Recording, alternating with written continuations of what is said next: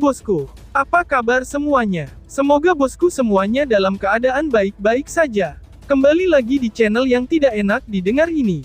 Buat yang belum subscribe, tolong dipencet dulu tombol subscribe-nya. Kalau sudah, Mimin ucapkan terima kasih. Baiklah, tanpa berlama-lama lagi, kita mulai alur fantasinya.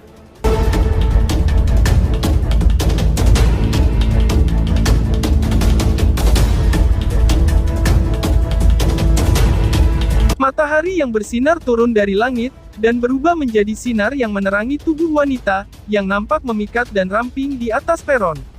Dia tampak sangat mempesona. Kepala yang penuh dengan rambut hitam gelap diikat menjadi kuncir kuda sederhana, yang digantung lembut di tubuhnya hingga pinggangnya. Kuncirnya sedikit melengkung, memberinya perasaan muda dan keaktifan yang diam-diam mekar. Ini pasti akan mencerahkan keadaan mental orang-orang di sekitarnya yang melihatnya. Siapapun yang memandangi wanita muda yang cantik dan murni ini, akan merasa sangat gembira. Lindong, bagaimanapun, dia adalah satu-satunya pengecualian. Ketika dia melihat wajah cantik Ying Huan, tanpa sadar dia menggosok hidungnya. Ternyata teman seperjalanannya kali ini ternyata bersama dia. Baru sekarang dia akhirnya menyadari, mengapa senyum Wu Dao terlihat sangat aneh. Sepertinya orang tua itu sudah tahu tentang itu selama ini. Mata Lindong melekat pada Ying Huan untuk sementara waktu, sebelum dia berbalik. Melirik ke sisinya, ada dua pria muda yang berdiri dengan arogan. Keduanya tinggi dan kurus, dan mereka terlihat cukup gagah. Salah satu dari mereka berpakaian putih, sementara yang lain berpakaian hitam. Dari pandangannya sekilas, orang bisa tahu bahwa mereka mengeluarkan aura yang mengesankan. Ketika mereka sesekali melirik Lindong, orang bisa dengan mudah mengidentifikasi sedikit kesombongan dalam penampilan mereka. Secara alami, Lindong tidak peduli tentang ini. Desolate Hall-nya telah menempati peringkat terakhir selama beberapa tahun terakhir. Karena itu, ketika para murid dari 3 aula lain memandang mereka, mereka secara alami merasakan superioritas. Berdasarkan fluktuasi Yuan Power yang dipancarkan dari tubuh mereka, yang tidak kalah dengan Jiang Hao, Lindong dapat menyimpulkan, bahwa mereka harus memiliki status yang cukup terhormat di aula masing-masing. Bahkan, mereka bahkan bisa menjadi murid langsung senior juga. Oleh karena itu, masuk akal bagi mereka untuk menjadi sedikit sombong. Seorang lelaki tua dengan rambut kepala putih berseri-seri dan memandang ke arah Wu Dao dan Lindong, yang sedang turun ke peron. Dia tersenyum dan berkata, "Hahaha, anggota dari Desolate Hall telah tiba," ucap tetua. Wu Dao tersenyum dan mengangguk. Dia membungkuk pada orang tua itu sebelum memperkenalkannya kepada Lindong. "Ini adalah tetua Bai Hua," ucap Wu Dao. "Jadi bocah kecil ini adalah Lindong dari Desolate Hall kamu, yang baru-baru ini menjadi sensasi. Memasuki aula kurang dari sebulan, dan menjadi murid langsung senior.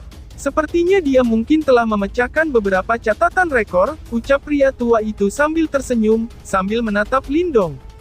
Setelah orang tua itu berbicara, di belakangnya, Ying Huan tidak bisa membantu tetapi melirik Lindong.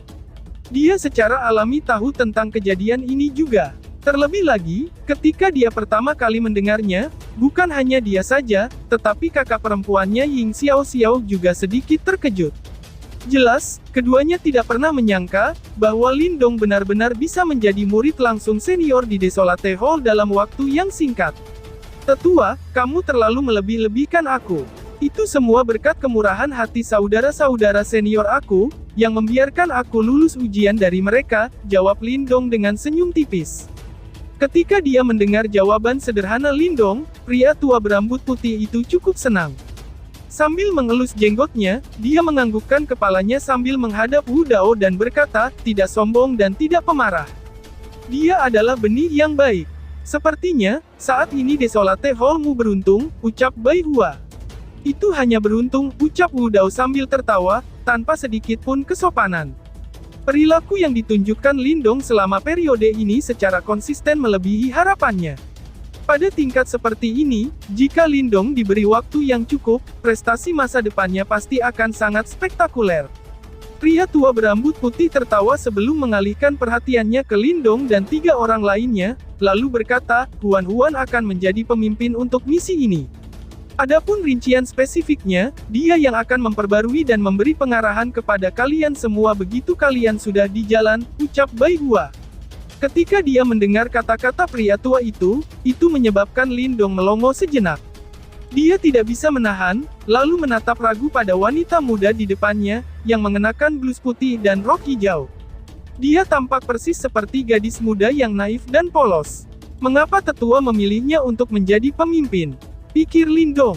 Sebuah celah muncul di sudut mulut Lindong. Dia adalah orang yang keluar dari tempat seperti medan perang kuno. Namun, dia tidak pernah berharap bahwa mereka benar-benar akan memilih gadis kecil konyol untuk menjadi pemimpin mereka. Selain itu, apa yang benar-benar mengejutkan Lindong adalah reaksi dari dua pria setelah pria tua berambut putih itu berbicara.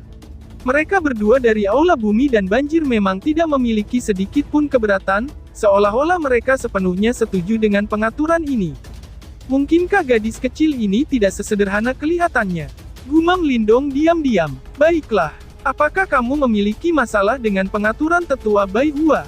Ucap Ying Huan. Di saat Lindong bergumam di dalam hatinya, suara yang jelas terdengar manis, terdengar di samping telinganya. Dia mengangkat kepalanya, hal pertama yang dilihatnya adalah Ying Huan mengungkapkan senyuman yang begitu manis, sehingga bisa membuat tulang menjadi lembut. Namun, dalam mata besarnya yang indah, Lindong bisa mengidentifikasi sifat seperti rubah yang licik.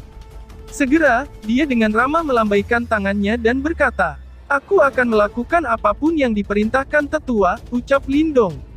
Respons cepat Lindong menyebabkan alis Ying Huan yang berbentuk bulan sabit melonjak sedikit. Namun, dia hanya bisa menelan kata-kata yang hampir meninggalkan mulutnya. Dia melengkungkan ujung mulutnya, lalu berkata, "Aku sudah memimpin kelompok untuk keluar dari sekte selama lebih dari 10 kali. Dengan demikian, aku memiliki pengalaman lebih dari kamu yang seorang pemula. Di dunia ini, menjadi tua itu tidak secara otomatis memberi kamu hak untuk menjadi sombong," ucap Ying Huan. Saat kata-kata itu keluar dari mulutnya, itu menyebabkan Wu Dao dan tetua Bai Hua melongo. Segera, mereka hanya bisa menggelengkan kepala tanpa daya. Bahkan para penonton yang tidak bersalah seperti mereka pun terikat dalam konflik ini. Sepertinya mulut gadis ini masih sangat tajam. Ekspresi Lindong tidak berubah. Meskipun kontras antara usia Ying Huan dan pengalamannya, itu membuatnya terkejut, itu saja. Mungkin Lindong tidak bisa menandingi dia dalam hal pengetahuan dan pengalaman, namun, setelah membantai orang menuju jalan keluar dari medan perang kuno yang kejam, Lindong memiliki kehati-hatian dan kekejaman yang tidak dimiliki oleh para murid sekte super ini. Namun, ketika Ying Huan melihat ekspresi tenang Lindong, dia segera mengepalkan giginya. "Orang ini terlalu tidak sopan. Ayo pergi," ucap Ying Huan. Ying Huan dengan santai melirik Lindong. Setelah itu, tanpa ragu-ragu, dia mengulurkan jari seperti batu giok semi-transparan. Itu tampak seperti karya seni yang sempurna, dan menyebabkan orang tidak dapat mengalihkan pandangan mereka. Wush! Jari ramping seperti giok Ying Huan melambai santai di ruang di depannya. Suara jernih tiba-tiba terdengar, sebelum menghilang di langit.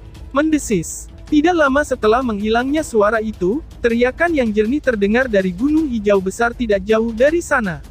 Suara itu datang dari sebuah condor hijau besar yang terbang ke peron, sambil membawa embusan angin gila. "Ayo, kita akan segera pergi, dan kembali dengan cepat," ucap Ying Huan. Saat tubuhnya yang memikat melintas, Ying Huan memasang condor hijau. Setelah melihat ini, para murid dari Balai Bumi dan Banjir dengan cepat mengikuti di belakangnya. Lindong terlihat ragu sejenak, sebelum memberi hormat kepada Wu Dao dan Bai Hua, lalu pergi. Hualala! Setelah mereka bertiga naik condor hijau, Ying Huan memberikan tepukan ringan. Itu mulai mengepakkan sayap raksasa, menciptakan hembusan gila, sebelum lepas landas dengan kecepatan kilat. Di peron, Wu Dao melihat condor hijau di cakrawala, sebelum menoleh dan bertanya, apakah mereka menuju ke Blood Cliff Grounds kali ini? Tanya Bai Hua. Sepertinya, jawab Wu Dao. Tempat itu sangat kacau dengan campuran orang-orang baik dan buruk. Apakah tidak apa-apa membiarkan 4 anak itu pergi? Tanya Wu Dao sambil mengerutkan kening. Tenang saja pemirsa, tidak ada yang akan terjadi pada mereka. Sekte Dao kami memiliki tambang Yuan di daerah itu. Menurut laporan, ada beberapa aktivitas aneh yang terjadi di sana. Aku percaya bahwa itu pasti beberapa binatang iblis yang meminta untuk didatangkan malapetaka. Mereka berempat adalah individu-individu top dari aula masing-masing. Karena itu, aku percaya bahwa mereka harus dapat menyelesaikan masalah ini, jawab Bai Hua sambil tersenyum. Setelah mendengar jawabannya, Wu Dao tidak berbicara lebih jauh. Namun, di dalam hatinya, ketidakpastian tanpa sadar mulai meluap.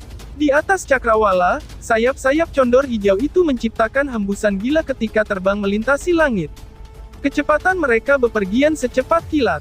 Lindong duduk bersila di belakang condor hijau. Condor ini jelas bukan makhluk normal. Itu memancarkan energi dari tubuhnya, yang benar-benar menghalangi hembusan angin gila yang dihasilkannya.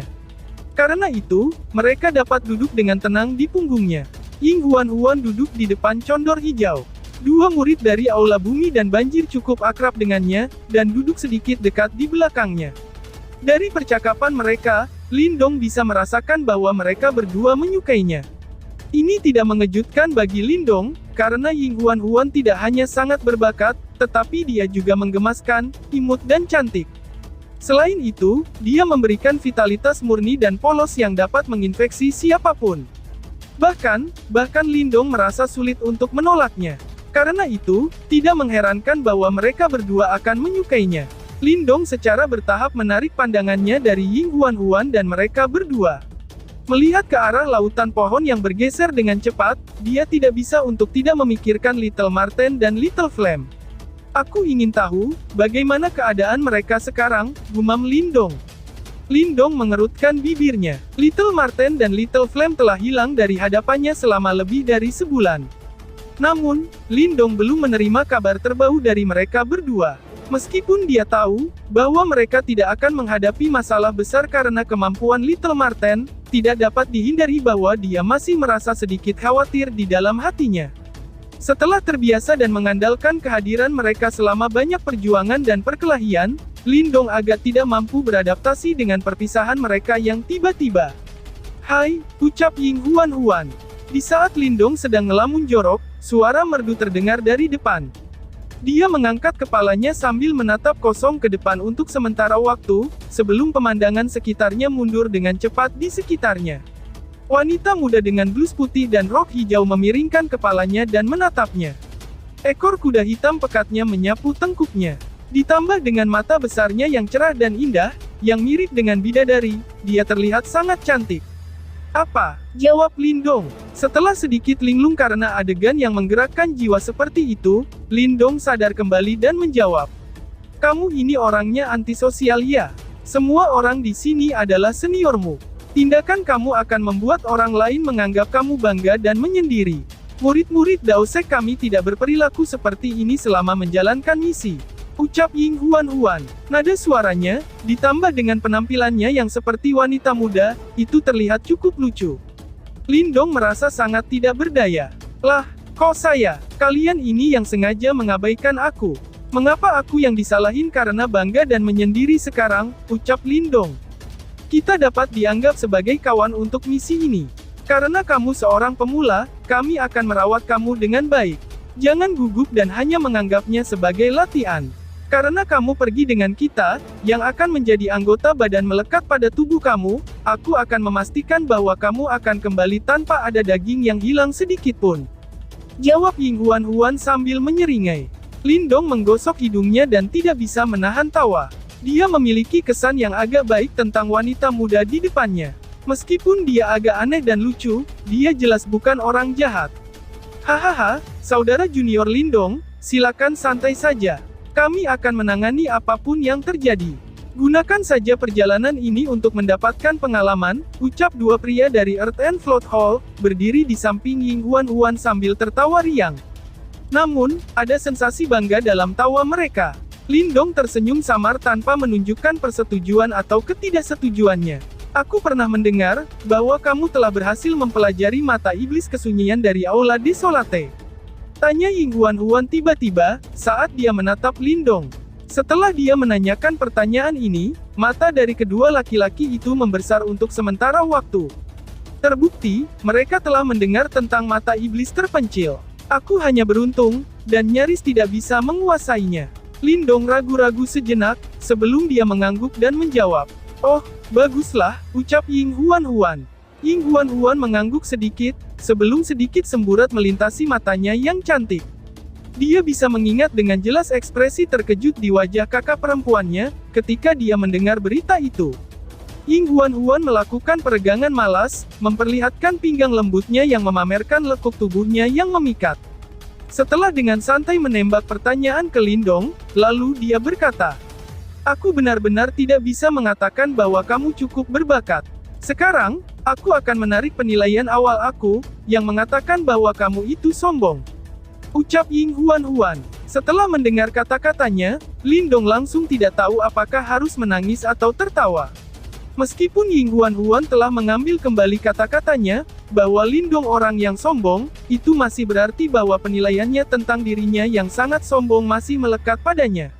Adapun yang lain, kita akan membicarakannya setelah kamu memahami kitab suci kesunyian besar, ucap Ying Huan-Huan.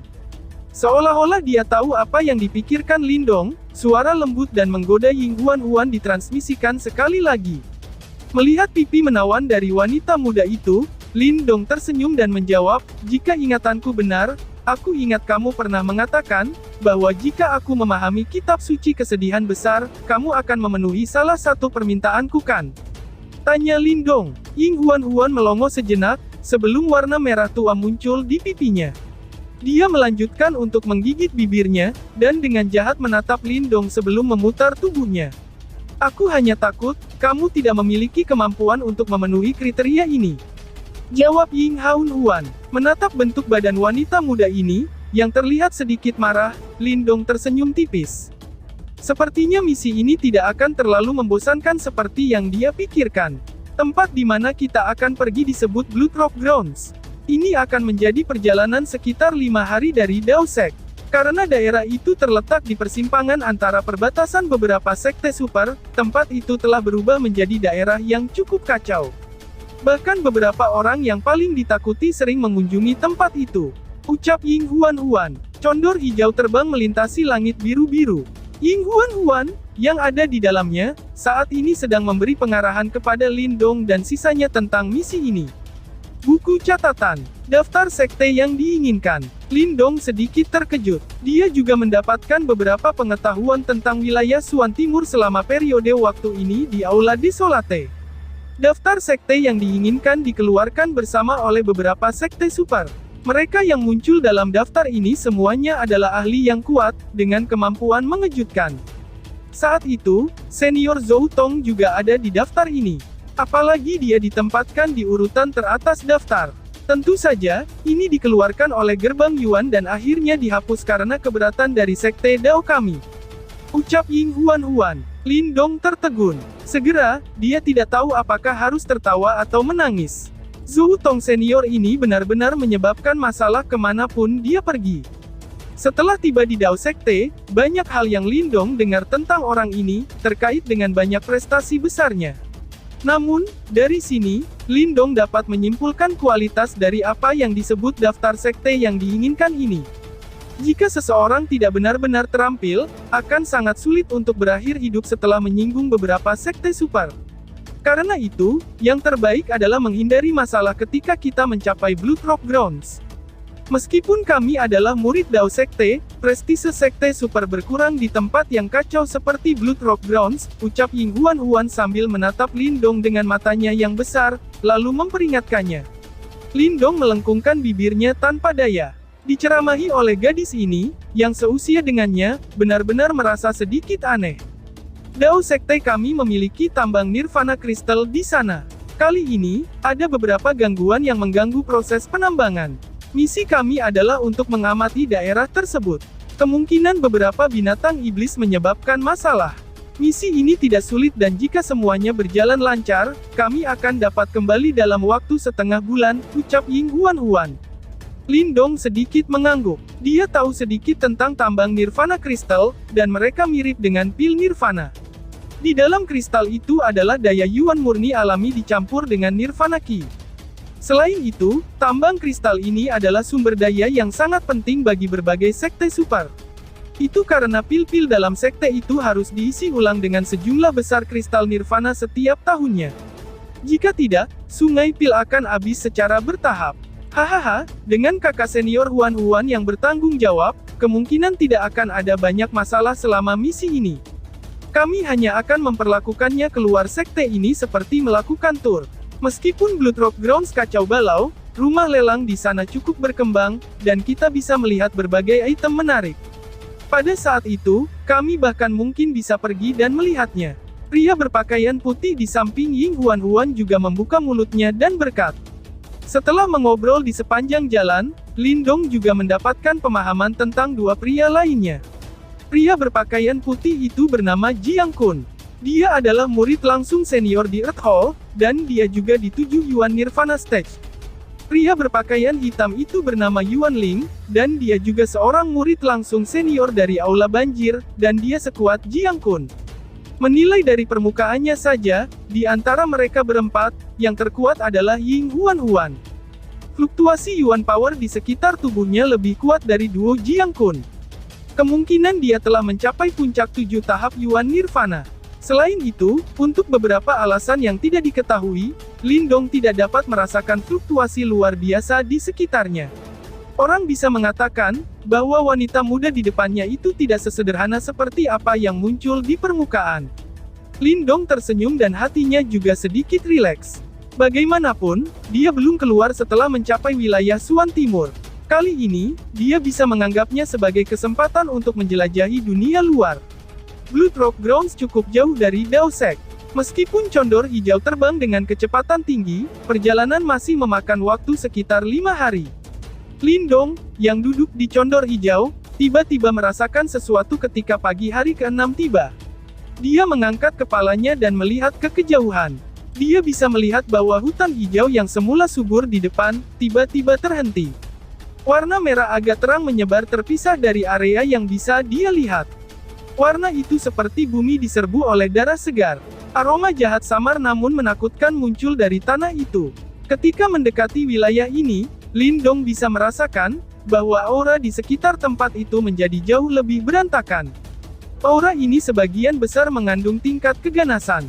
Beberapa tersembunyi di dalam kegelapan, sementara yang lain dengan ganas menyapu mata gelap dan dingin, mereka di atas condor hijau yang terbang melintasi langit. Ini adalah tempat yang tidak ramah, gumam Lindong. Lindong sedikit mengerutkan alisnya ketika pikiran ini muncul di dalam hatinya. Sepertinya itu seperti yang dikatakan Ying Huan, ini adalah daerah yang cukup kacau. Kita telah tiba di Blood Rock Grounds, ucap Ying Huan. Di kepala condor, Ying Huan meregangkan pinggangnya yang malas. Dia segera berbicara sambil tersenyum, mari kita pergi ke tambang dulu. Ada murid dari sekte Dao kami yang terletak di sana, ucap Ying Huan. Duo Jiang Kun secara alami tidak akan menentang instruksinya. Selain itu, Lindong tidak terbiasa dengan daerah itu, karena ini adalah pertama kalinya di sini. Oleh karena itu, sebagian besar keputusan dibuat oleh Ying Huan. Duduk di condor hijau, Ying Huan melambaikan tangannya dengan lembut, sebelum condor hijau segera mengepakkan sayapnya yang besar dan mengubah arahnya, dan meningkatkan kecepatannya. Perjalanan ini hanya berlangsung setengah jam. Setelah itu, Lindong melihat gunung merah cerah muncul di hadapannya. Bahkan mungkin hanya untuk melihat beberapa bangunan dan sosok manusia, yang berjarak dengan baik di dalam pegunungan itu. Ying Huan tampaknya cukup akrab dengan tempat ini. Matanya hanya melayang ke bawah sebelum dia mengarahkan condor hijau untuk mengurangi kecepatannya, dan akhirnya melingkari puncak gunung sebelum perlahan-lahan turun. Tempat pendaratan mereka adalah sebuah batu persegi. Segera setelah condor hijau mendarat, beberapa suara angin deras dipancarkan dari jarak yang cukup dekat. Setelah itu, lebih dari selusin sosok bergegas mendekat. Dari lencana di depan dada mereka semua jelas adalah murid dari Sekte Dao. Ekspresi awalnya berhati-hati di wajah mereka, dengan cepat menghilang setelah melihat Ying Huan. Sebagai gantinya, adalah ekspresi hormat. Huan, ucap murid-murid tersebut. Di depan mereka adalah seorang wanita, yang memiliki sosok yang agak kecil dan halus. Meskipun dia tidak secantik Ying Huan, dia memiliki sikap yang lembut. Wajahnya mengandung sukacita ketika dia melihat Ying Huan. Sikapnya jelas menunjukkan bahwa dia agak akrab dengan yang terakhir. Hehe, kakak perempuan Fang, ucap Ying Huan-Huan. Ying Huan-Huan juga tersenyum dan melangkah maju ketika dia melihat wanita itu. Saudari tetua Fang, sehubungan dengan para murid yang mengikuti aku untuk misi ini, kalian semua harus akrab dengan Jiang Kun dan Yuan Ling. Orang terakhir adalah murid baru dari Desolate Hall, Lindong, ucap Ying Huan-Huan. Ying Huan-Huan mengobrol sedikit dengan yang disebut kakak perempuan Fang, sebelum mengarahkan jari lembutnya ke arah Lindong. Seorang murid baru dari Desolate Hall, ucap kakak Fang kaget. Kakak perempuan Fang itu jelas terkejut setelah mendengar ini. Matanya melihat ke arah Lindong dan berbicara dengan tidak pasti. Panggung 5 Yuan Nirvana, Blood Rock Grounds adalah tempat yang cukup kacau. Dengan demikian, Dao Sekte biasanya akan mengirim murid yang kuat ke daerah ini, dan sangat jarang melihat seseorang seperti Lindong. Tentu saja, dia bukan satu-satunya yang merasakan hal ini. Bahkan murid Dao Sekte lainnya, ikut-ikutan menatap Lindong dengan terkejut di mata mereka. Jelas, mereka tidak mengerti mengapa murid baru yang lemah akan dikirim ke sini kali ini. Kamu seharusnya tidak meremehkan orang ini. Dia baru bergabung dengan Desolate Hall selama kurang dari sebulan, tetapi dia sudah menjadi murid langsung senior Desolate Hall. Bahkan Jiang Hao tidak dapat melakukan apapun padanya, ucap Ying Huan-Huan. Ying Huan-Huan juga jelas menyadari pikiran-pikiran di dalam hati kakak perempuannya, kakak Fang. Dia segera berbicara dengan lembut di belakang telinga yang terakhir. Oh seperti itu, jawab kakak Fang. Ekspresi wanita ini sedikit berubah. Dipromosikan menjadi murid langsung senior dalam waktu kurang dari sebulan. Kecepatan ini benar-benar sedikit menakutkan. Sepertinya Lindong harus cukup mampu. Ini adalah senior Yuan Fang, dan dia juga murid langsung senior Sky Hall. Tambang ini semuanya dikelola olehnya, ucap Ying Huan-Huan sambil tersenyum pada Lindong dan memperkenalkan. Salam untuk senior Yuan Fang, ucap Lindong sambil menangkupkan tangannya ke arah wanita itu. Meskipun dia tidak perlu memanggilnya sebagai senior, mengingat statusnya sebagai murid langsung senior dari Aula Desolate, Lindong jelas tidak merasa bahwa ini akan menyebabkan dia kehilangan muka. Saudara junior Lindong terlalu sopan, ucap kakak Fang.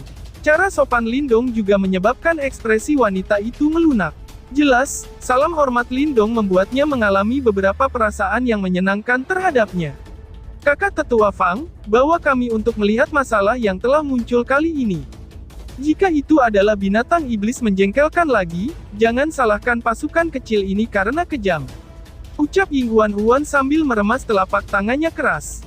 Tindakannya, bersama dengan penampilannya yang indah, membuat semua orang tertawa tanpa sadar. Yuan Fang juga tertawa. Dia dengan hati-hati menepuk kepala kecil Ying Huan-Huan. Segera, matanya menjadi sedikit suram ketika dia berkata, masalahnya kali ini agak aneh. Aku akan membawa kalian semua untuk pergi dan melihat dulu, ucap kakak Yuan Fang. Yuan Fang langsung berbalik dan bergegas keluar saat dia berbicara. Ying Huan-Huan, Lindong dan yang lainnya juga segera mengikutinya. Setelah kelompok Lindong menghilang, sepasang mata yang mengandung kilau dingin yang gelap, secara bertahap menghilang dalam kegelapan di puncak gunung yang jauh, lalu, bersambung. Sekian dan terima kasih banyak.